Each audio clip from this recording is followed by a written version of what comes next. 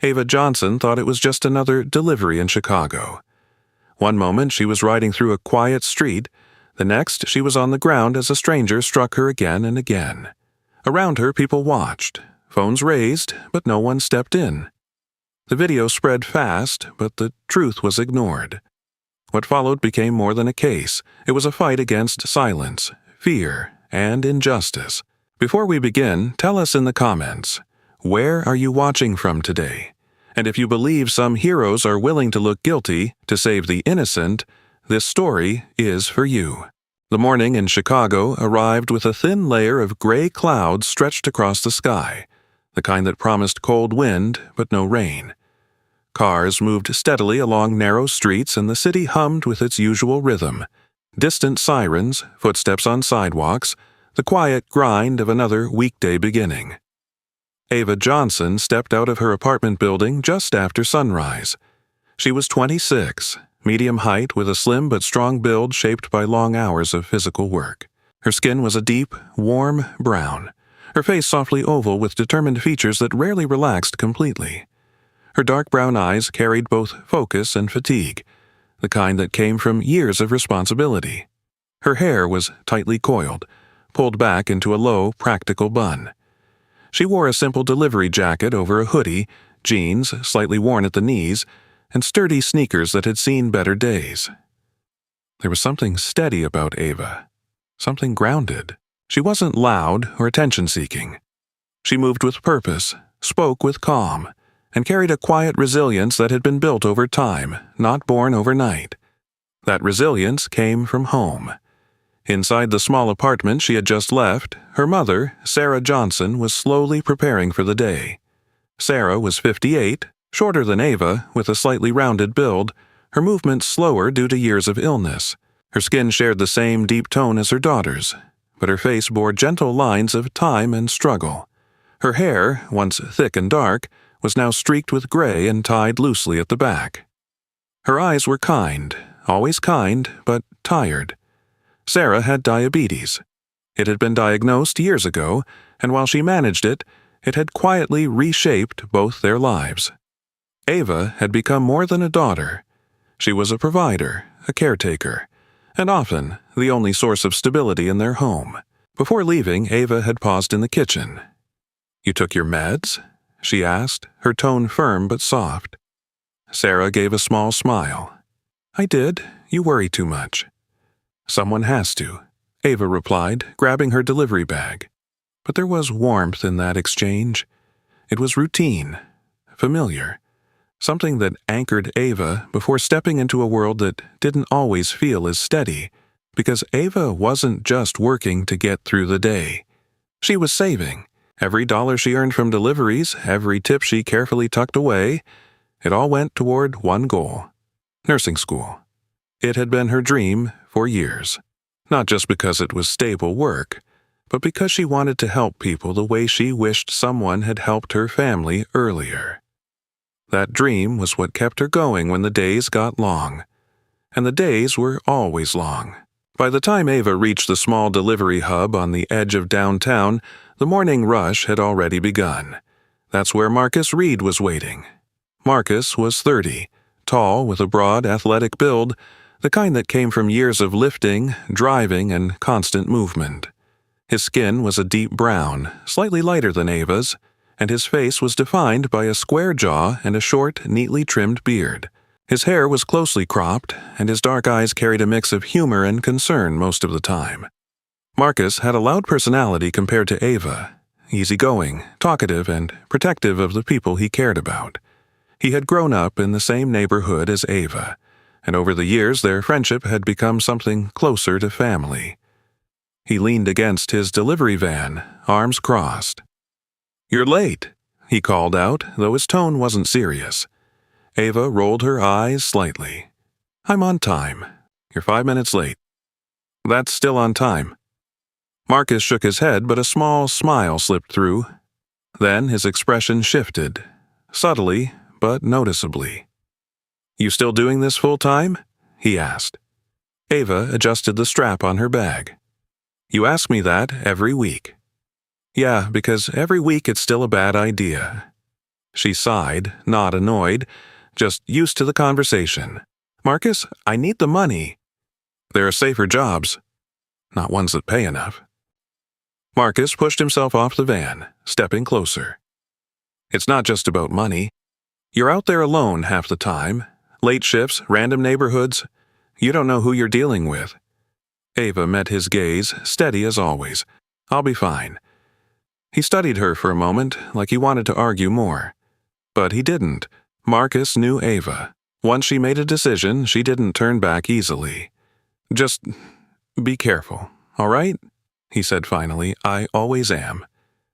It wasn't a promise, but it was enough, for now. Ava spent the next few hours moving through the city.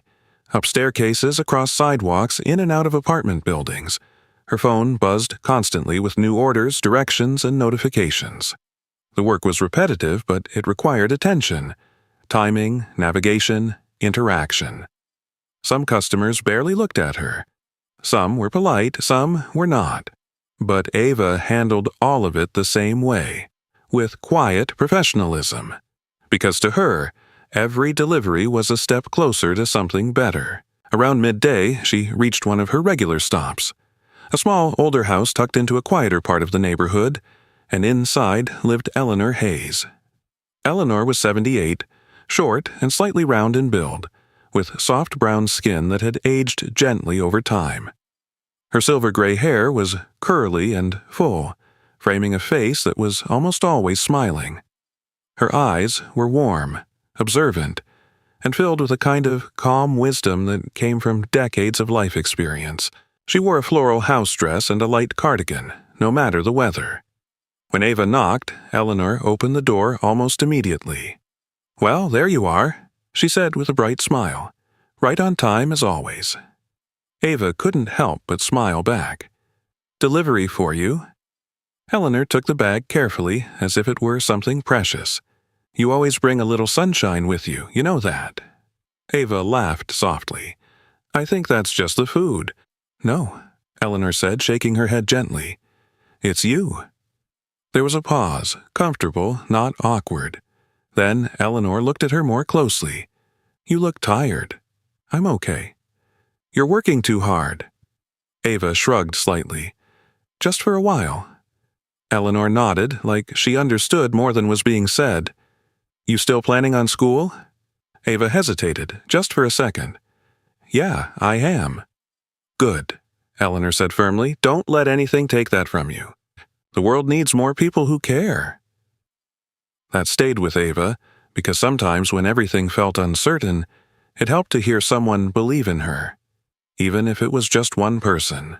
By the time Ava stepped back onto the street, the wind had picked up slightly, carrying a sharper chill through the air. She pulled her jacket closer and checked her phone. More deliveries, more miles, more hours, but she didn't hesitate. She got back on her bike and kept going. Because for Ava Johnson, this wasn't just another day. It was one step closer to a life she refused to give up on, and she would keep moving forward, no matter how hard the road became. By early afternoon, the sky over Chicago had shifted from gray to a pale, washed-out blue, the kind that made everything feel colder than it looked. The wind had picked up, weaving through narrow streets and brushing against storefront windows. Ava Johnson barely noticed anymore. Her focus stayed on the road ahead, her hands steady on the handlebars of her bike as she followed the route on her phone.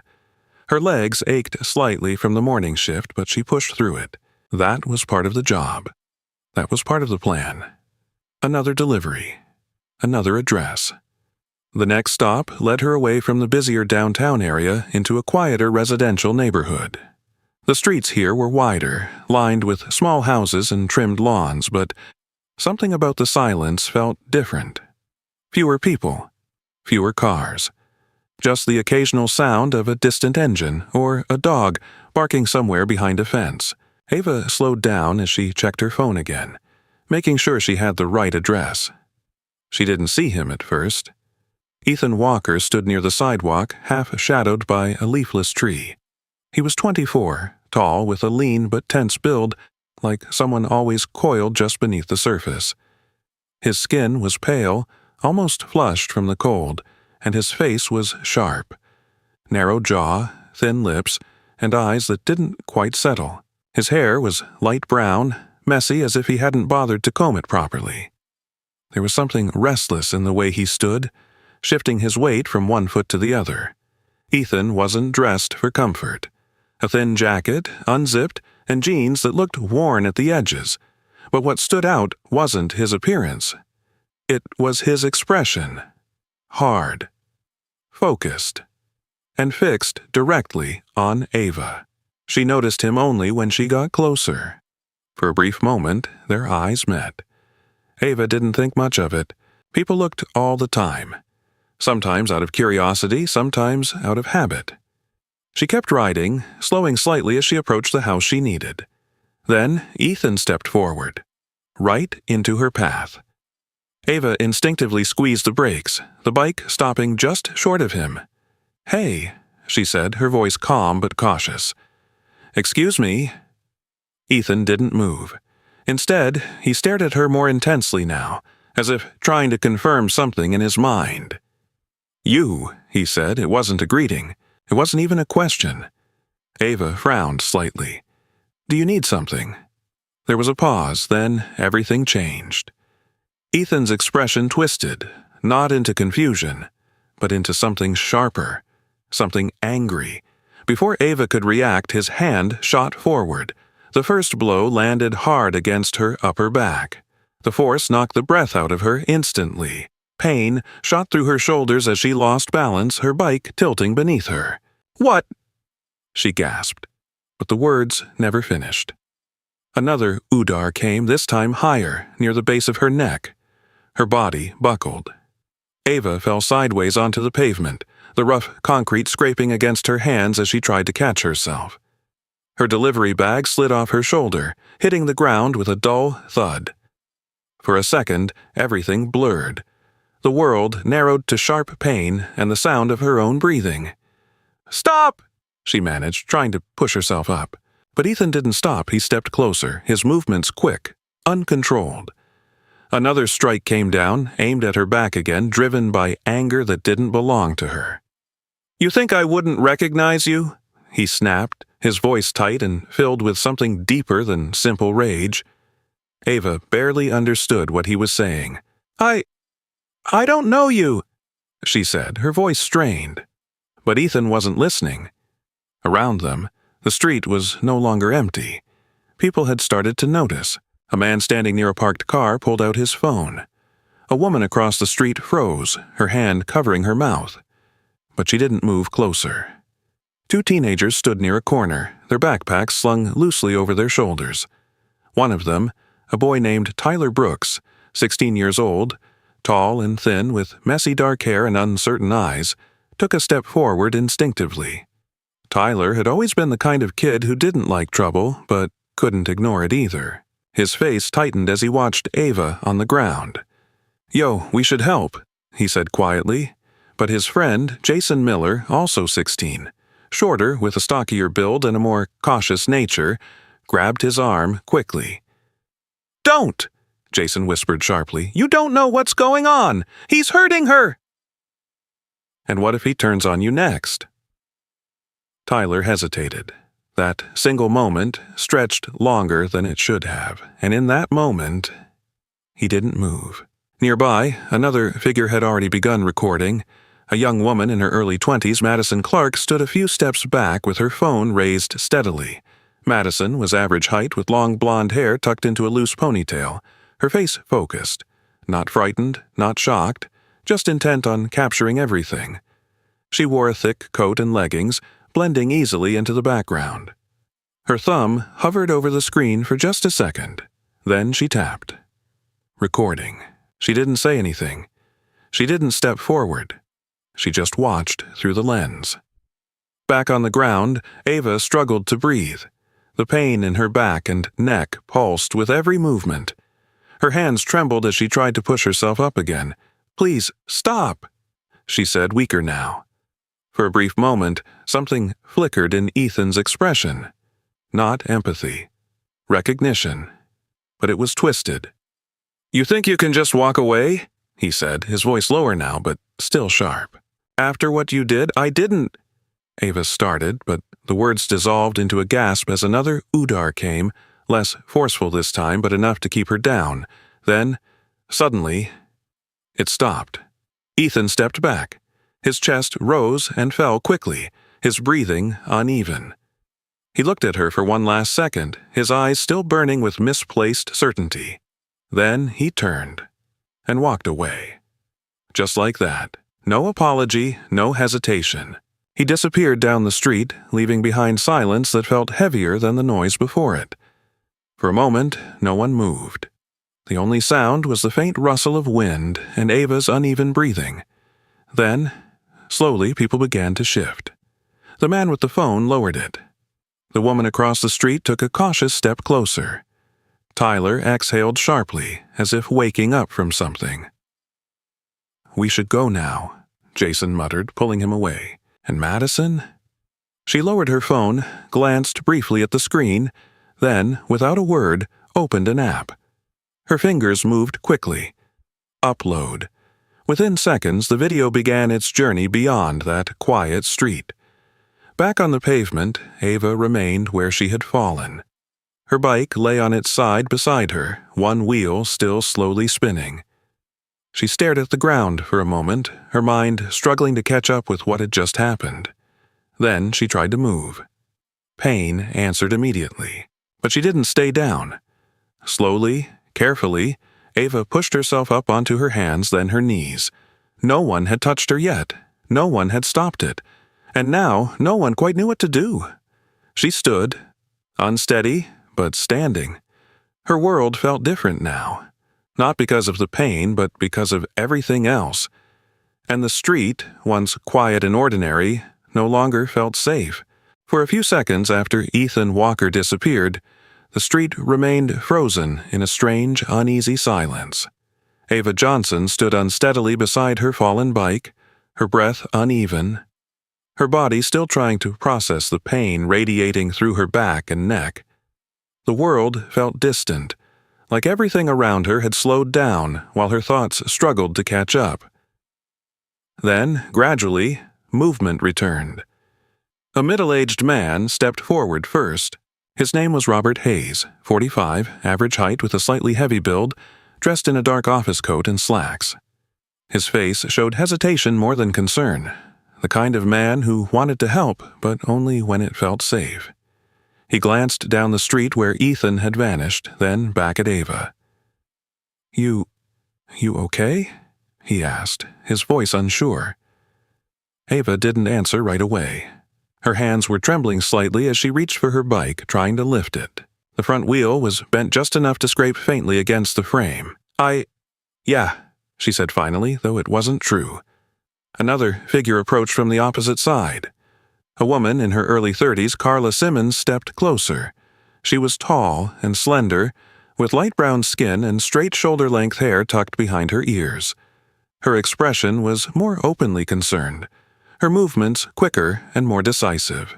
"Hey, don't move too fast," Carla said gently, placing a careful hand near Ava's arm. Not gripping, just ready in case Ava lost balance. "You took a hard hit."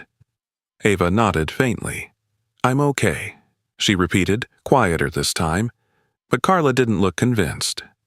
"Let's get you somewhere to sit," she said. "There's a cafe right around the corner." Robert hesitated again, then gave a small nod. Yeah, that's a good idea." Together, they helped Ava steady herself. No one mentioned the fact that moments ago they had all stood still. No one acknowledged the silence that had allowed everything to happen. It was easier that way. The cafe was small, tucked between two narrow buildings, its windows slightly fogged from the warmth inside. A small bell chimed softly as the door opened. Inside stood Daniel Carter, the owner. Daniel was in his early 50s, average height with a lean frame that made him look slightly taller than he was. His skin was a light olive tone, his hair dark but thinning at the temples, and his face carried the lines of someone who had spent years working long hours. His eyes were observant, sharp, but not unkind. He looked up from behind the counter as Ava was guided in. "What happened?" he asked immediately, stepping forward. "She got attacked," Carla said. "Out there. Just now." Daniel's expression tightened. He glanced toward the window instinctively, as if expecting trouble to follow them inside. "Sit her down," he said quickly, motioning toward a chair near the corner. Ava lowered herself slowly, her body stiff with pain. Daniel disappeared briefly behind the counter and returned with a glass of water, setting it down in front of her. "Drink," he said. Ava nodded and took a small sip, her hands still unsteady. "You want me to call someone?" Daniel asked. "Ambulance? Police?" There was a pause. Ava looked down at the table, her reflection faintly visible in the surface. "Police," she said finally.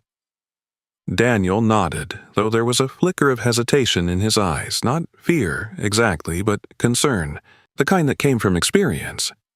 He stepped away to make the call. Carla remained nearby, arms crossed loosely, watching Ava carefully. Robert stood a little further back now, his role already fading as the immediate urgency passed. Outside, life continued.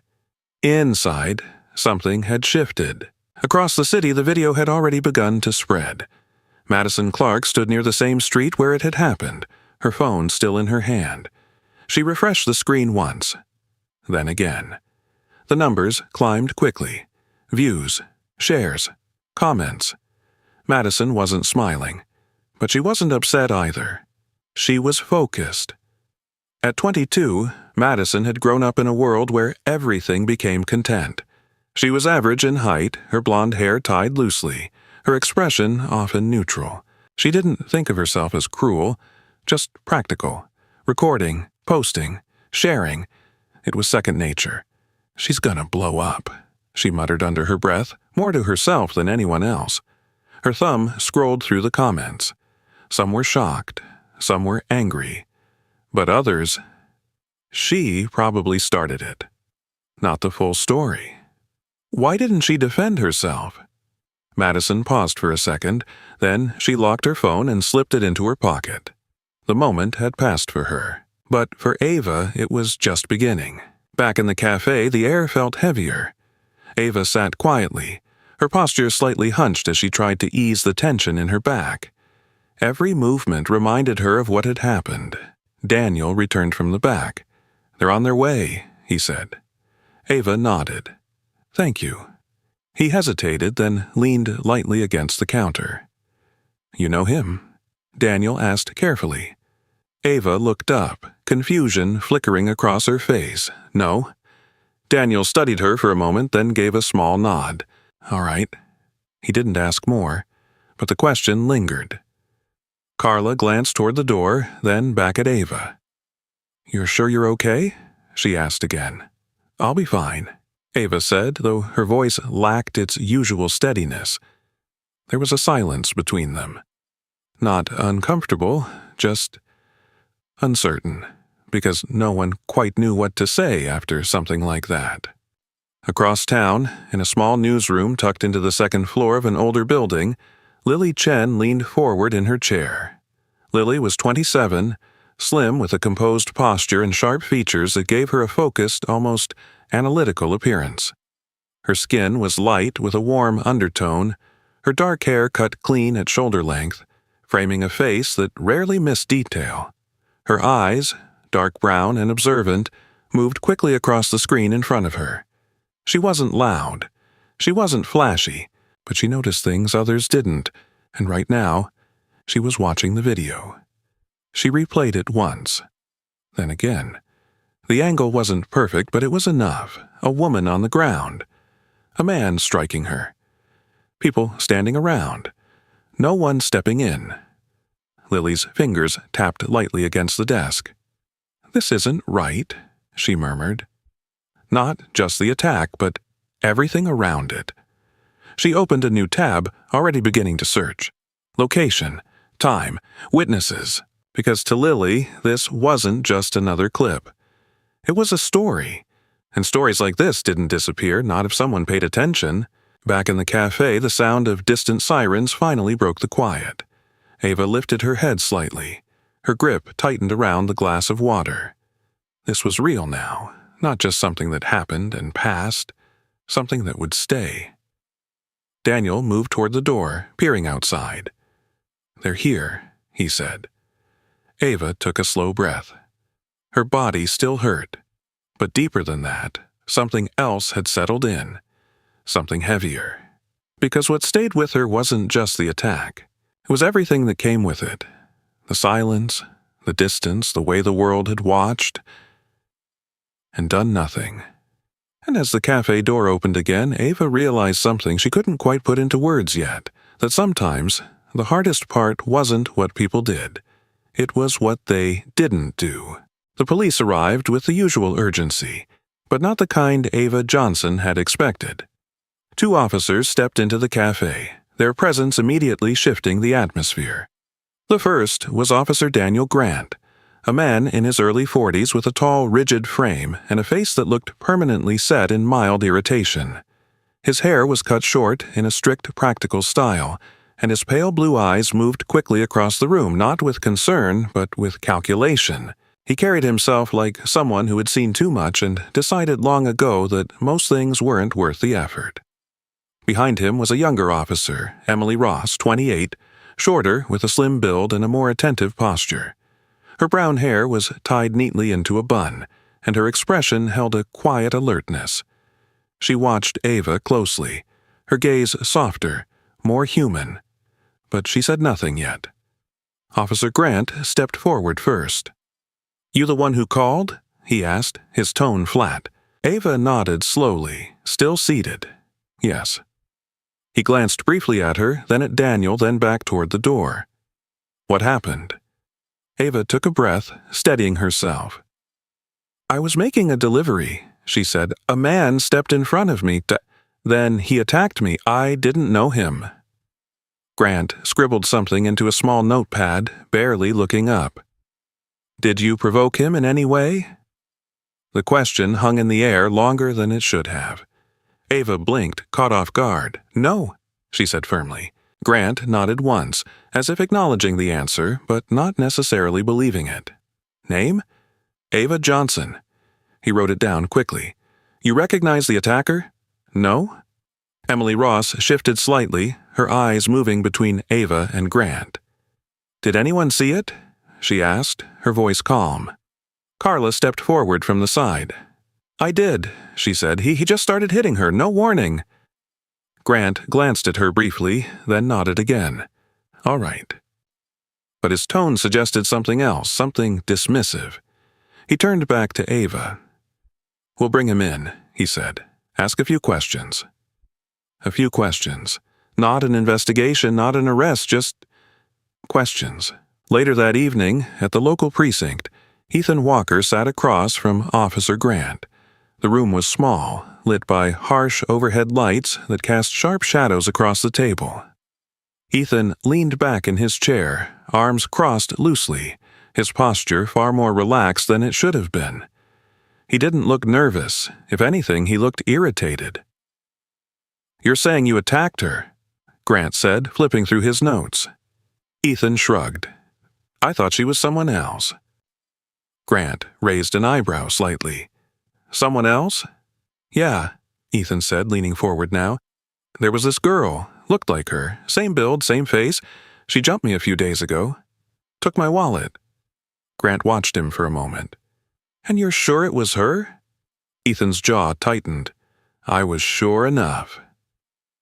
Emily Ross stood near the wall, arms loosely at her sides. Her expression shifted subtly, not convinced. "Did you report that incident?" she asked. Ethan glanced at her, then back at Grant. "No." "Why not?" He shrugged again. "Didn't think it mattered." Grant closed his notebook. "So you saw this woman, assumed it was the same person, and decided to handle it yourself?" Ethan didn't respond immediately. Then he leaned back again. "Look," he said, his tone hardening slightly. "People like that. They don't change. You let one get away with it. They all think they can." The room went quiet. Emily's expression tightened, but she didn't speak. Grant, however, barely reacted. He had heard worse.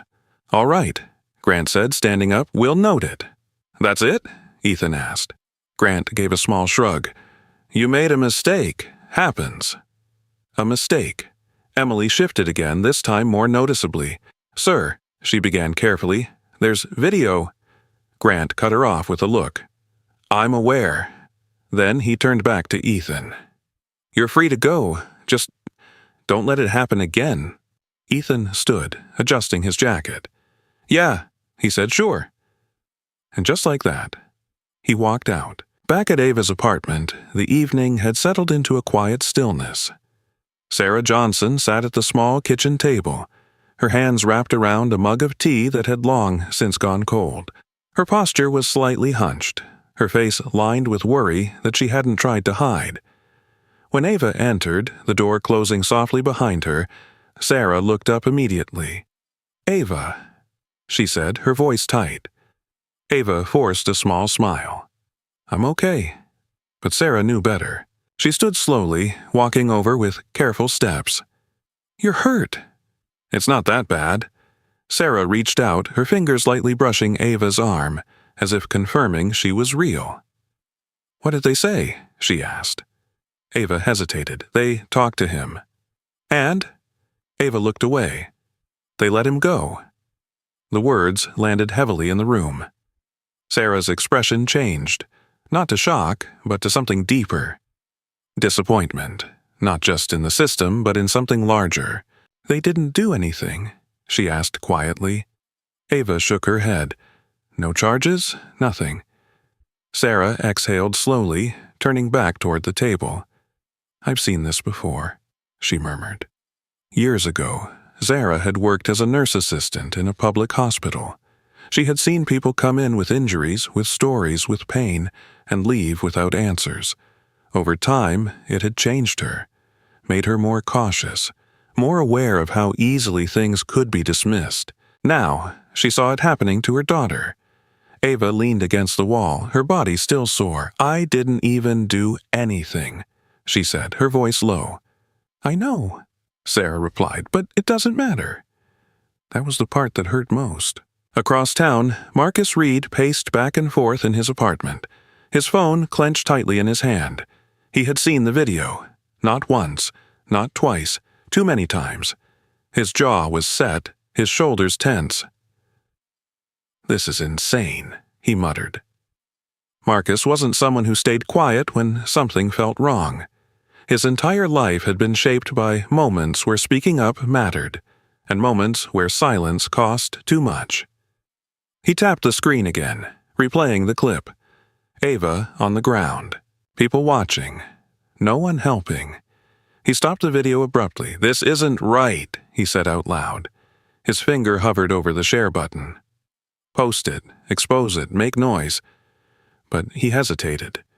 Not because he doubted the truth, because he knew the consequences. Still. His grip tightened. "They're not just going to ignore this," he said firmly. He looked toward the door, already making a decision. Back in her room, Ava sat on the edge of her bed. The lights were dim. The city outside moved on, unaware her body ached. But that wasn't what stayed with her. It was the conversation, the tone, the way it had all been handled like something small, like something unimportant.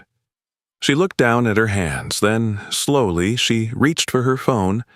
The video was there, everywhere. Her face, her fall, her pain, turned into something people could scroll past. Ava watched it once. Then she locked the screen.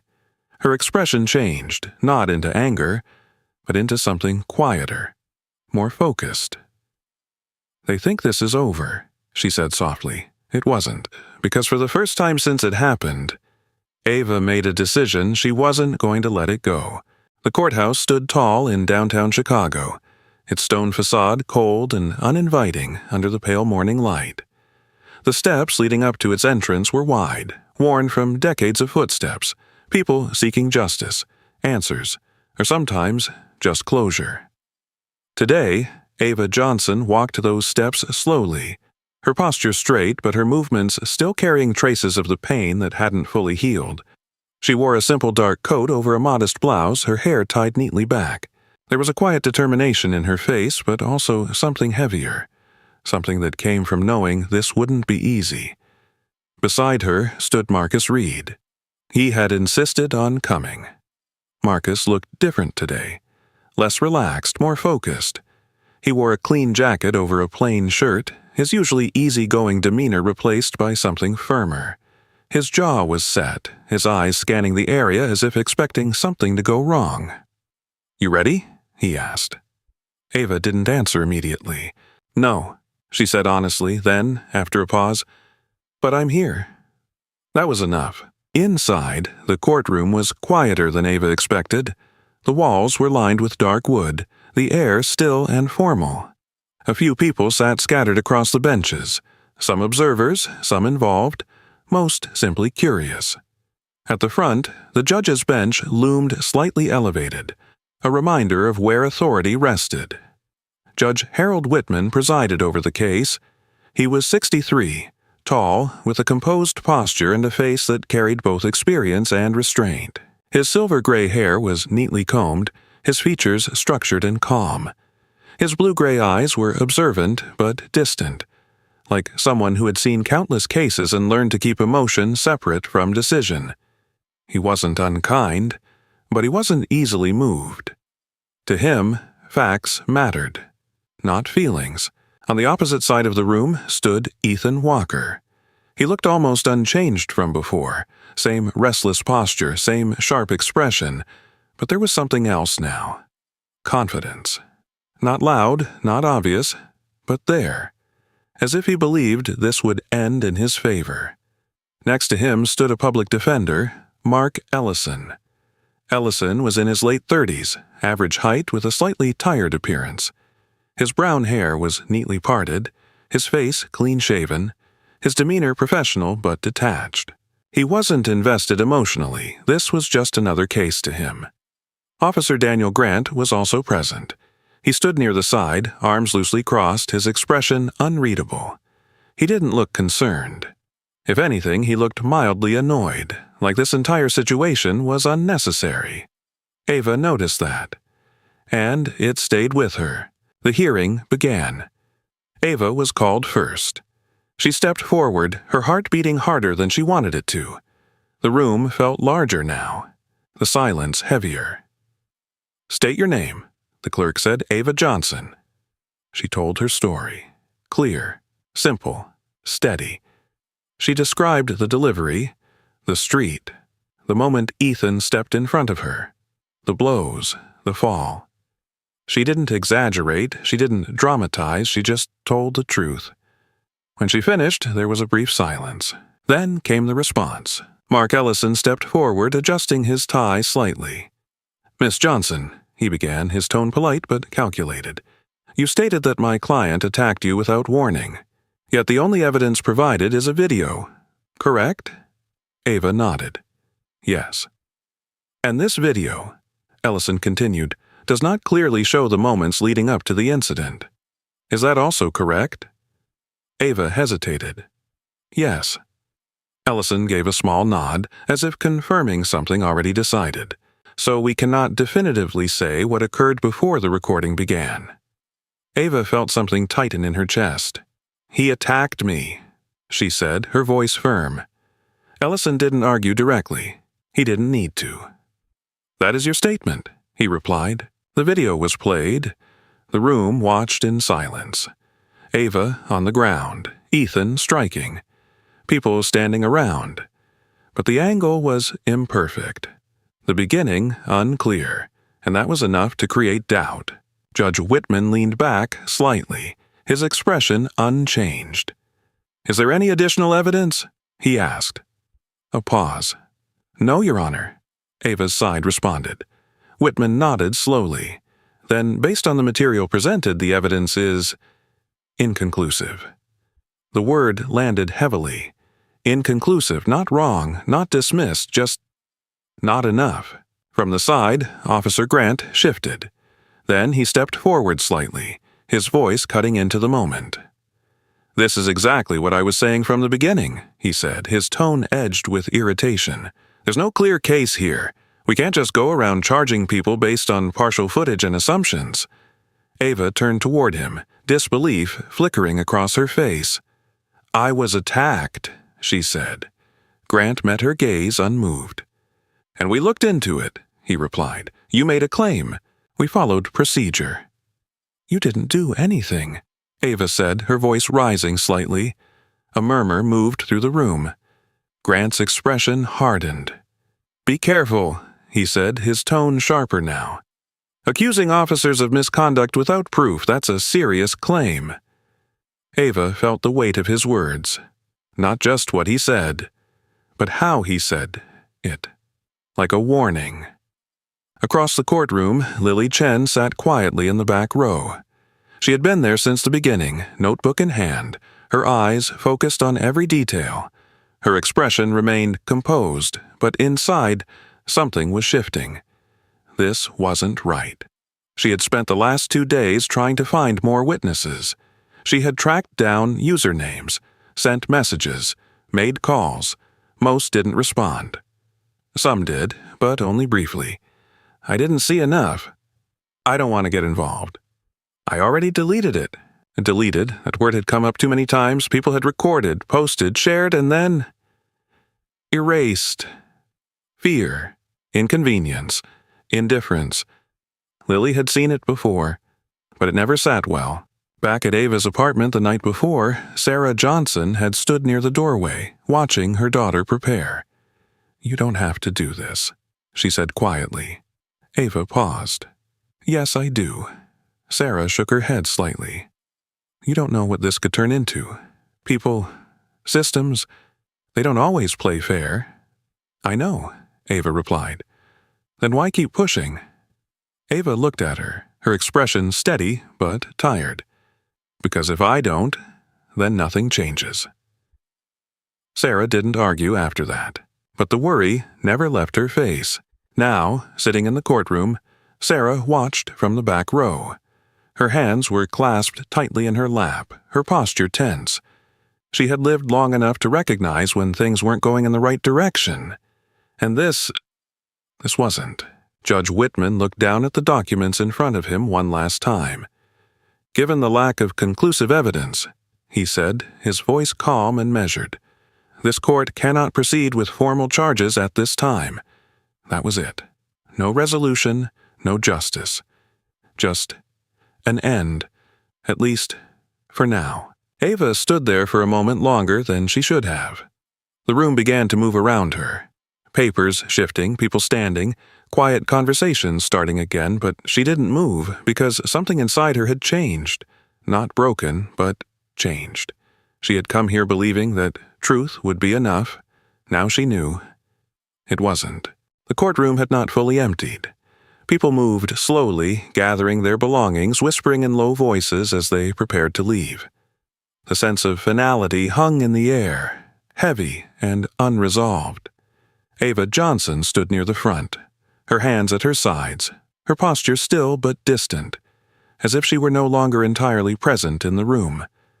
Marcus remained close beside her, his expression tight with frustration. His eyes scanning the space like he was searching for something that wasn't there.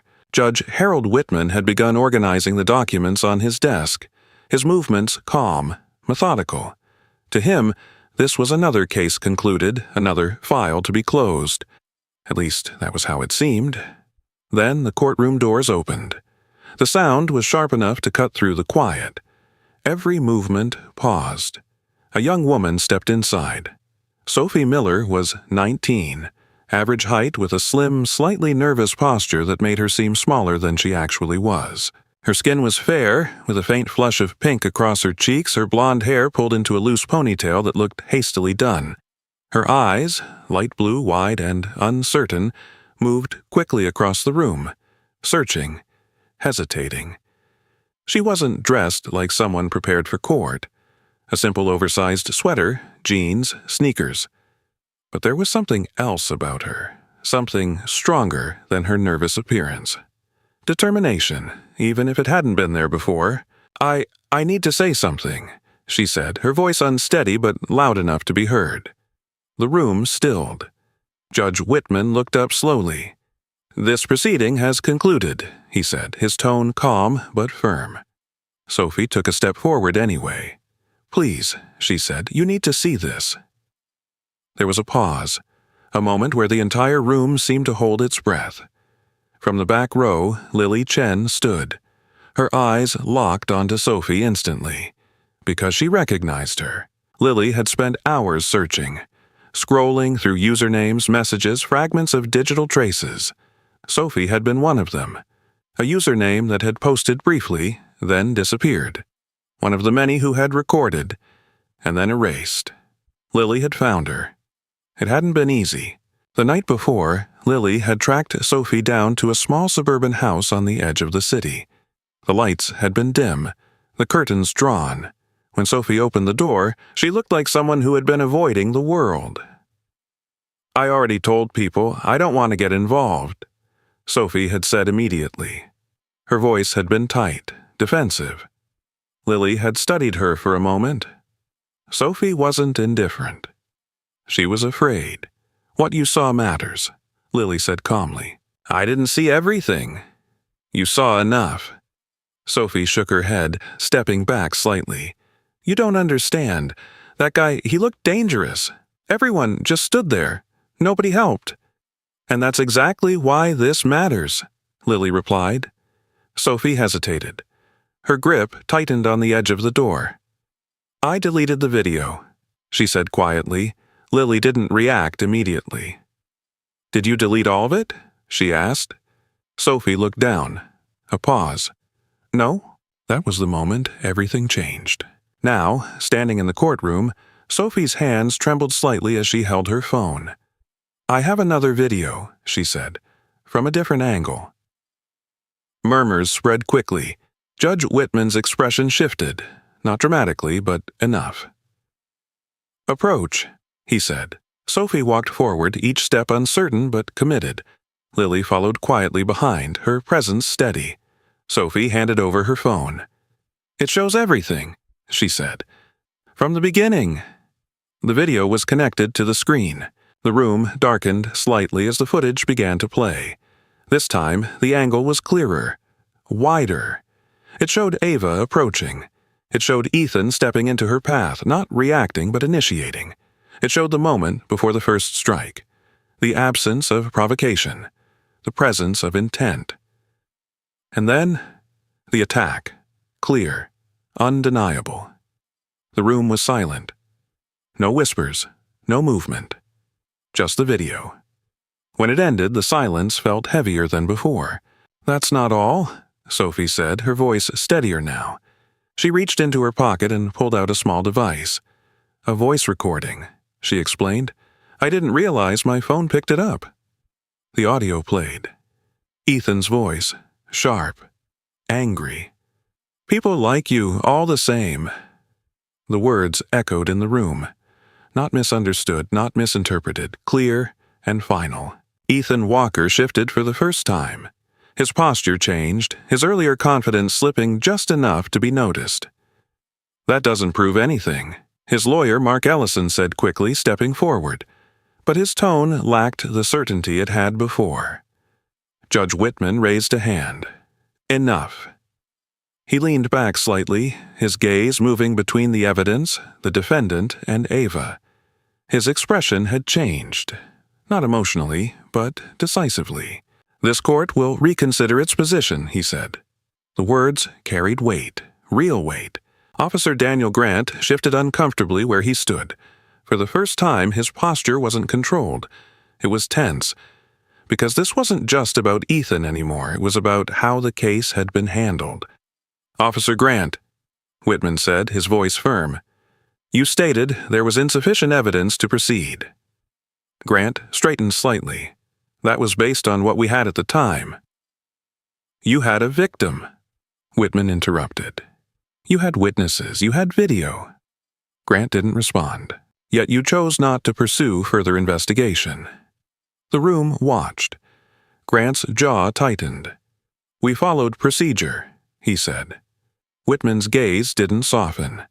"Procedure does not replace responsibility. That landed harder than anything else that day. The ruling came shortly after. Ethan Walker was found guilty of assault. The decision was clear, firm, and unavoidable. There was no room left for doubt. As the courtroom slowly shifted again, the energy had changed. Not just inside the room, outside it, because the story had already begun to move. Phones buzzed, messages spread. The narrative that had once questioned Ava was now turning. Support replaced doubt. Voices that had been silent began to speak. Not all, but enough. Sophie stood near the side, her shoulders slightly relaxed now, though her hands still fidgeted. Ava approached her slowly. For a moment, neither spoke. Then Ava said quietly, "Thank you." Sophie shook her head. "I should have done it sooner." Ava looked at her. "You did it now." And that was what mattered. Lily Chen watched from a distance, her notebook still in hand. She didn't write anything. Not yet, because some moments didn't need to be captured immediately. They needed to be understood first, and this was one of them. The city felt different that evening. Chicago moved the same way it always had. Cars filling the streets, lights reflecting off glass buildings, people rushing through their routines, but for Ava Johnson something had shifted in a way that couldn't be undone. She stepped out of the courthouse slowly, the cold air brushing against her face. The tension she had carried for days hadn't disappeared, but it had loosened, just enough for her to breathe differently. Marcus stood beside her, hands tucked into his jacket pockets, watching her carefully. "You good?" he asked. Ava nodded once. "Yeah, I think I am." It wasn't excitement. It wasn't relief in the way people imagined. It was something quieter. A sense that, for the first time since the attack, she wasn't standing alone against everything. When Ava returned home that night, the apartment felt warmer than usual. Sarah Johnson was waiting. She stood near the door before Ava even stepped fully inside, as if she had been listening for every sound in the hallway. Her posture was slightly bent, her hands clasped together tightly, but her eyes, those same tired, kind eyes, were brighter than they had been in days. "It's over?" Sarah asked softly. Ava paused. Then she stepped forward and nodded.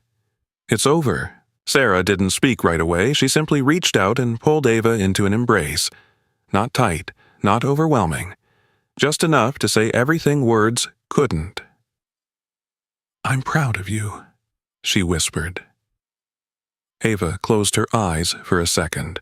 That mattered more than anything that had happened in the courtroom, because all of it, all the pain, the doubt, the fear, it had been carried for this moment too. Not just justice, but acknowledgement. In the days that followed, the story spread far beyond that small courtroom. Lily Chen's article was published the next morning.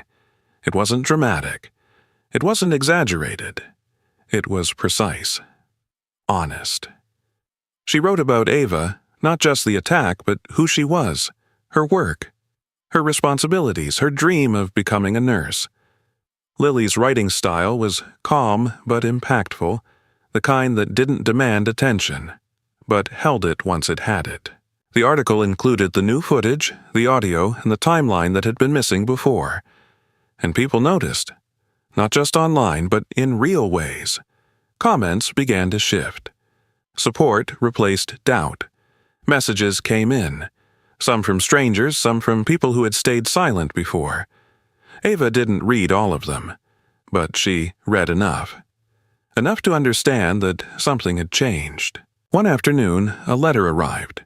It was simple. No bold logos, no dramatic presentation. Just a clean envelope with Ava's name written clearly on the front. She opened it at the kitchen table while Sarah watched quietly. Inside was a formal document. An offer. The Chicago Community Health Foundation had seen her story. They had reviewed her background, and they were offering her a full scholarship to pursue her nursing education. For a moment, Ava didn't react.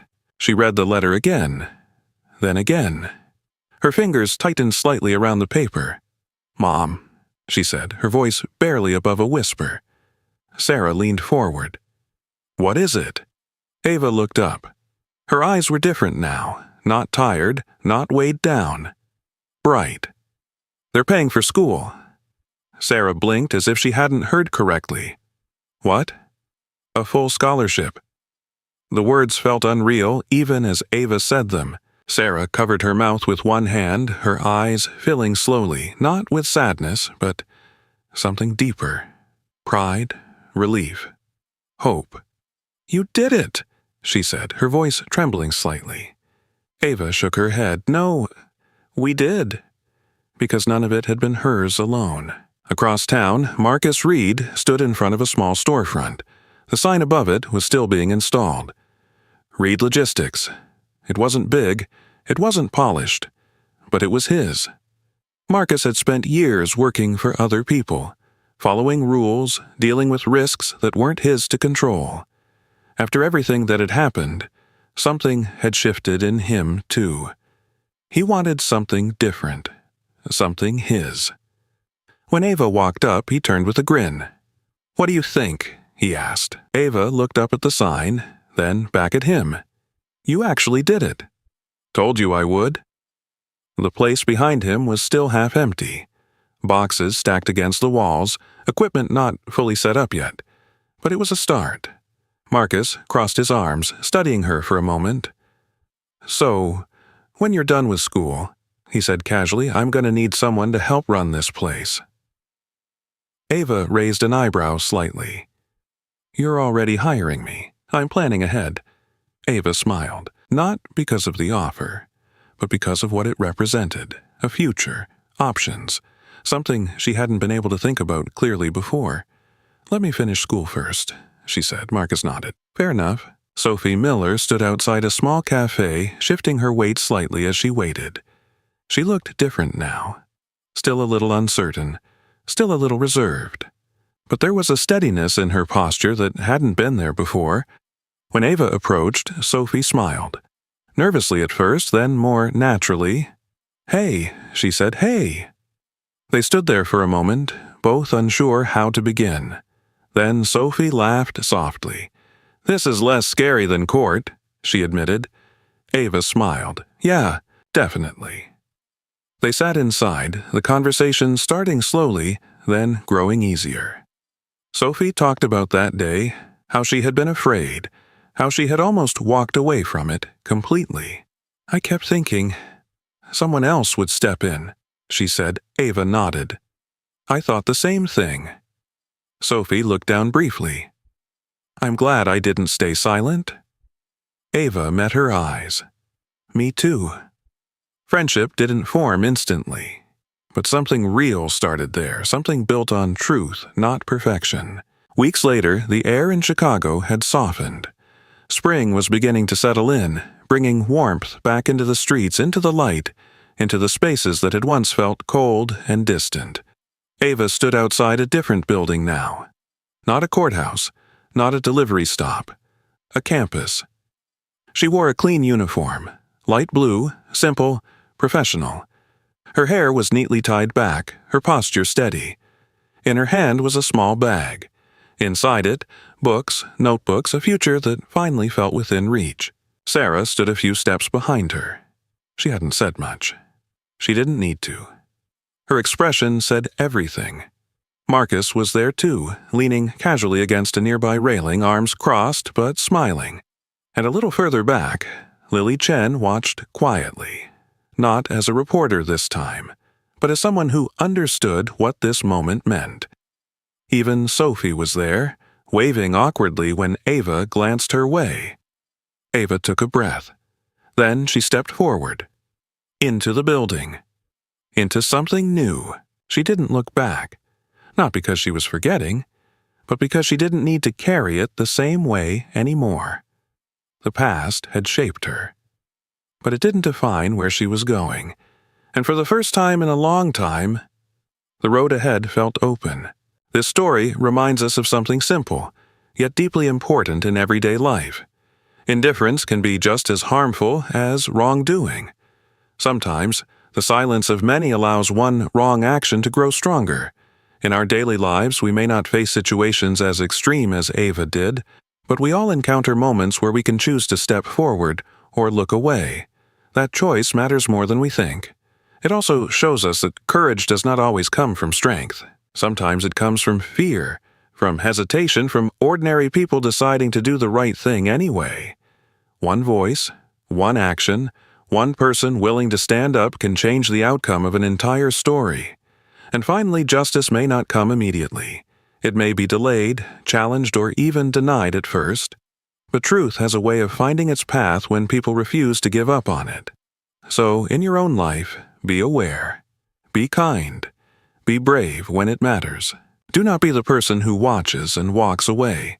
Be the person who chooses to stand for what is right. If this story touched you, take a moment to share it with someone. You never know who might need this message today. Tell us in the comments what you would have done in that situation. And if you believe that doing the right thing still matters in this world, stay with us, subscribe, and be part of a community that values truth and compassion. May God bless you, protect you, and guide your steps in every moment of your life. If you believe in standing up for others and choosing courage over silence, type Amen in the comments.